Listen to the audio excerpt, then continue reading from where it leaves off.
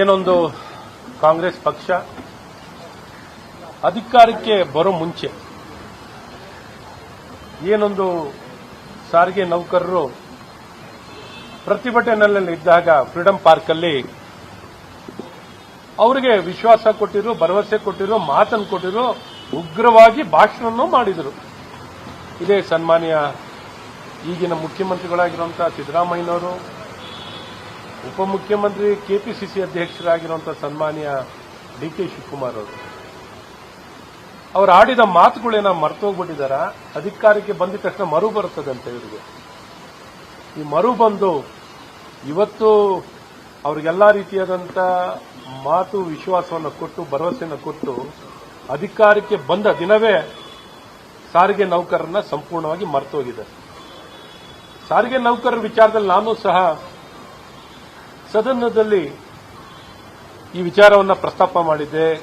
ನನಗೆ ಚುಕ್ಕೆ ಗುರುತಿನ ಪ್ರಶ್ನೆಗೆ ಸರ್ಕಾರದಲ್ಲಿ ಉತ್ತರವನ್ನು ಬಯಸ್ತಾ ಸರ್ಕಾರವನ್ನ ಏನೊಂದು ಗಮನ ಸೆಳೆದು ಯಾವ ರೀತಿ ಈ ಸಾರಿಗೆ ನೌಕರರಿಗೆ ನ್ಯಾಯವನ್ನು ಕೊಡಿಸಲಿಕ್ಕೆ ಪ್ರಾಮಾಣಿಕ ಪ್ರಯತ್ನವನ್ನು ಮಾಡಿದ್ದು. ಸರ್ಕಾರ ಭರವಸೆ ಕೊಟ್ಟರು, ನಾವೆಲ್ಲ ಬಗೆಹರಿಸ್ತೀವಿ. ಅವರೇನು ಕೇಳ್ತಿದ್ದಾರೆ, ತಮ್ಮ ಬಾಕಿ ನೌಕರರಿಗೆ ಸಿಗಬೇಕಾಗಿರುವಂತ ಬಾಕಿನೂ ಸಹ ಕೊಡ್ತಾ ಇಲ್ಲ. ಇವತ್ತು ನಿವೃತ್ತಿ ಹೊಂದಂತ ವ್ಯಕ್ತಿಗಳಿಗೆ ಅವ್ರ ರಿಟೈರ್ಮೆಂಟ್ ಬೆನಿಫಿಟ್ ಸಹ ಕೊಟ್ಟಿಲ್ಲ. ಗ್ರಾಚ್ಯುಟಿ ಇನ್ನೊಂದು ಮತ್ತೊಂದು ಏನು ಸಿಗಬೇಕಾಗಿರುವಂತ ಬಾಕಿ ಹಣನೂ ಸಹ ಕೊಡೋದ್ರಲ್ಲಿ ಈ ಸರ್ಕಾರ ಸಂಪೂರ್ಣವಾಗಿ ವಿಫಲರಾಗಿದ್ದಾರೆ. ಇವತ್ತು ಬಸ್ ತುಂಬಿ ತುಳುತ್ತಿದೆ. ಶಕ್ತಿ ಯೋಜನೆಯನ್ನ ಕಾಂಗ್ರೆಸ್ ಸರ್ಕಾರ ಇವತ್ತು ಕಾರ್ಯರೂಪಕ್ಕೆ ಆಯೋಜನೆಯನ್ನ ಅನುಷ್ಠಾನ ಮಾಡಿದ್ದಾರೆ. ಈ ಅನುಷ್ಠಾನ ಮಾಡಿರೋ ಯೋಜನೆಯಲ್ಲಿ ಬರೀ ಟಿಕೆಟ್ ಏನು ಬಸ್ ತುಂಬಿ ತುಳುತ್ತಿರುವಂತದ್ರಲ್ಲಿ ಅದರ ಹಣವನ್ನ ಇವತ್ತೇನಾರ ಸಾರಿಗೆ ನಿಗಮಕ್ಕೆ ಏನಾರ ಹಣವನ್ನ ಪಾವತಿಯನ್ನ ಮಾಡಿದ್ರೆ ಇವತ್ತು ಈ ನೌಕರರಿಗೆ ಎಲ್ಲ ಸರ್ಕಾರದ ಪೇ ಕಮಿಷನ್ ಸ್ಯಾಲರಿ ಇವತ್ತೆಲ್ಲಾ ನಿಗಮಗಳಿಗೆ ಪೇ ಕಮಿಷನ್ ಸ್ಯಾಲರಿಯನ್ನು ಕೊಡ್ತಿದ್ದಾರೆ. ಆದರೆ ಇಲ್ಲಿಗೆ ಯಾಕೆ ಮಾತ್ರ ಕೊಡಲ್ಲ? ಇವ್ರು ಕೊಟ್ಟಿರಲ್ವ ಮಾತು, ಈ ಮಾತನ್ನ ಯಾಕೆ ಉಳಿಸ್ಕೋತಿಲ್ಲ? ಇವತ್ತು ಈ ರೀತಿ ಜನರಿಗೆ ಅನ್ಯಾಯವನ್ನ ಮಾಡ್ತಿದ್ದಾರೆ, ಸಾರಿಗೆ ನೌಕರರಿಗೆ ಅನ್ಯಾಯವನ್ನ ಮಾಡ್ತಿದ್ದಾರೆ. ಇವತ್ತು ಈ ಸರ್ಕಾರ ಸಂಪೂರ್ಣವಾಗಿ ಅವರ ಬಗ್ಗೆ, ಸಾರಿಗೆ ನೌಕರರ ಬಗ್ಗೆ ಏನೂ ಕಾಳಜಿಯನ್ನು ವಹಿಸದೆ ಕುರುಡ ಕಿವುಡ ಮೂಕರ ಸರ್ಕಾರ ಆಗಿರುವಂಥದ್ದು ಈ ಕಾಂಗ್ರೆಸ್ ಸರ್ಕಾರ ಆಗಿದೆ.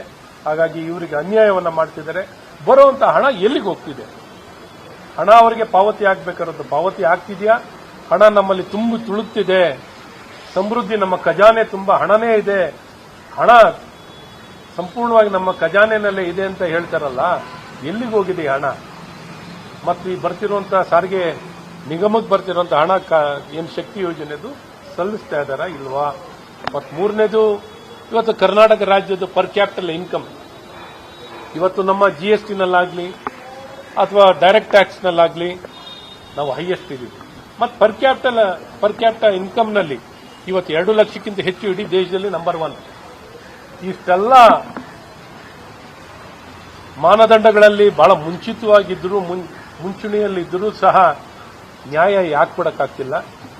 ಇವತ್ತು ರಾಹುಲ್ ಗಾಂಧಿ ಅವರು ಬರ್ತಿದ್ದಾರೆ ಅಂತ ಮಾತುಕತೆ ಕರೆದು ಸಮಾಲೋಚನೆ ಮಾಡಿ ಬಗೆಹರಿಸಲಿಕ್ಕೆ ಒಂದು ಸ್ವಲ್ಪ ಮುಂದಕ್ಕೆ ಹೋಗ್ತಿದ್ದಂಗೆ ತಿರ್ಗಾ ಮಾತುಕತೆನೂ ಮುಂದಕ್ಕೆ ಹಾಕಿ ಈ ರೀತಿ ಗೊಂದಲ ನಿರ್ಮಾಣ ಮಾಡಲಿಕ್ಕೆ ಹೊರಟಿರುವಂಥದ್ದು ನಿಮ್ಮನ್ನ ಸಂಪೂರ್ಣವಾಗಿ ಖಂಡಿಸ್ತೀವಿ. ತಕ್ಷಣ ಸಾರಿಗೆ ನೌಕರರ ಸಮಸ್ಯೆನ ಬಗೆಹರಿಸಬೇಕು ಅಂತ ನಾವು ಒತ್ತಾಯವನ್ನು ಮಾಡಿ ಅವರಿಗೆ ನ್ಯಾಯವನ್ನು ಕೊಡಿಸುವಂತ ಕೆಲಸ ತಕ್ಷಣ ಆಗಬೇಕು. ಅವರ ಪರವಾಗಿ ನಾವು ಧ್ವನಿಯಾಗಿ ನಿಲ್ತೀವಿ. ಬರುವಂತ ಸದನದಲ್ಲೂ ಈ ವಿಚಾರವನ್ನ ನಾವು ಖಂಡಿತ ವಿಷಯವನ್ನು ಪ್ರಸ್ತಾಪಿಸ್ತೀವಿ ಅಂತಲೂ ಇವತ್ತು ನಿಮ್ಮ ಜೊತೆ ಇದ್ದೀವಿ. ಈ ಮಾಧ್ಯಮದ ಮೂಲಕ ಏನು ಹೇಳಕ್ಕೆ ಇಷ್ಟಪಡ್ತೀವಿ ಅಂದ್ರೆ, ಭಾರತೀಯ ಜನತಾ ಪಾರ್ಟಿ ಸಂಪೂರ್ಣವಾಗಿ ನಿಮ್ಮ ಜೊತೆಯಲ್ಲಿದ್ದು ನಿಮಗೆ ನ್ಯಾಯ ಕೊಡಿಸುವಂತ ಕೆಲಸ ನಾವು ಖಂಡಿತ ಮಾಡ್ತೀವಿ ಅಂತ ಈ ಸಂದರ್ಭದಲ್ಲಿ ಹೇಳಕ್ಕೆ ಇಷ್ಟಪಡ್ತೀವಿ. 3 ಕೋಟಿಯಷ್ಟು ಟಿಕೆಟ್ ಆಗಿದೆ ಶಕ್ತಿ ಯೋಜನೆಯಲ್ಲಿ. ಈಗ ಅಷ್ಟೇ ಬಸ್ಗಳು ಜಾಸ್ತಿ ಇಲ್ಲ. ಪಾಪ ಜನ ಚಿತ್ರಹಿಂಸೆ ಪಡ್ಕೊಂಡು ಒಬ್ಬರ ಮೇಲೆ ಒಬ್ರು ನಿಂತ್ಕೊಂಡು, ಒಬ್ರ ಮೇಲೆ ಒಬ್ರು ತಲೆ ಮೇಲೆ ಒಬ್ರು ನಿಂತ್ಕೊಳ್ತಾ ಇದ್ದಾರೆ. ಒಬ್ರು ಕಾಲ್ ಮೇಲೆ ಇನ್ನೊಬ್ರು ಕಾಲ್ ಮೇಲೆ ನಿಂತ್ಕೊಂಡಿದ್ದಾರೆ. ಇಷ್ಟು ಒಬ್ರಿಗೊಬ್ರು ಅಳ್ತಿಕೊಂಡು ಸ್ಥಳವಿಲ್ಲದೆ ಪ್ರಯಾಣವನ್ನು ಮಾಡ್ತಿದ್ದಾರೆ. ಇಷ್ಟು ಸಂಖ್ಯೆಯಲ್ಲಿ ಇವತ್ತು ಪ್ರಯಾಣಿಕರು ಓಡಾಡ್ತಿರ್ಬೇಕಾದ್ರೂ ಸಹ ಎಲ್ಲಿಂದ ನುಕ್ಸಾನ್ ಆಗಿ ಇವರಿಗೆ ಹಣ ಕೊಡಕ್ಕಾಗ್ತಿಲ್ಲ ಅಂತಾರೆ. ನಮ್ಗೆ ಆಶ್ಚರ್ಯ ಆಗುತ್ತೆ. 500 ಕೋಟಿ ಜನ ಓಡಾಡಿದ್ದಾರೆ ಅಂತ ಪಾಪ ಟಿಕೆಟ್ ಮುಖ್ಯಮಂತ್ರಿಗಳು ಹೋಗಿ ಟಿಕೆಟ್ ಹರಿದ್ಬಿಟ್ಟಿದ್ದಾರೆ.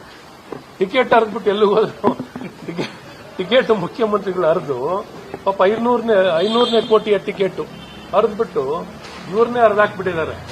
ಸಾರಿಗೆ ನಿಗಮನೇ ಹರಿದಾಕಿ ಯಾವ ರೀತಿ ಅವ್ಯವಸ್ಥೆ ಇದೆ, ಆಡಳಿತನೇ ಇಲ್ಲ ಅನ್ನೋದಕ್ಕೆ ಸಾಕ್ಷಿನೇ ಇವತ್ತು ಸಾರಿಗೆ ನಿಗಮಗಳ ನಿರ್ವಹಣೆನೇ ಸಂಪೂರ್ಣವಾಗಿ ವಿಫಲವಾಗಿದೆ. ಹಾಗಾಗಿ ಅಲ್ಲೆಲ್ಲ ಶೋಚನೀಯ ಪರಿಸ್ಥಿತಿ ನಿರ್ಮಾಣ ಮಾಡಿದ್ದಾರೆ. ಇದಕ್ಕೆ ಕಾಂಗ್ರೆಸ್ ಸರ್ಕಾರ ಮತ್ತು ಕಾಂಗ್ರೆಸ್ ಪಕ್ಷನೇ ಕಾರಣ ಅಂತಾನೂ ಹೇಳಬಹುದು.